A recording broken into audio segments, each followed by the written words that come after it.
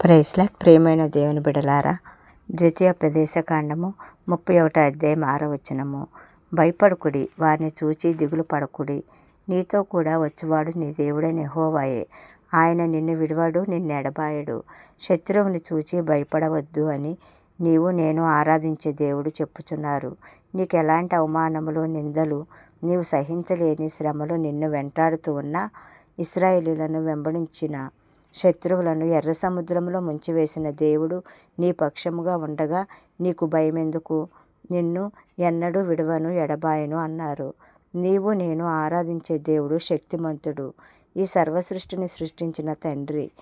నీ ఎడల నా ఎడల ఆయన గొప్ప కార్యములను చేయగలిగిన దేవుడు. మన ఊహకు మించిన కార్యములను ఆయన చేయగలడు. నీవు కన్నీటితో మొరపెట్టు, ఆయనతో సహవాసము చేయి.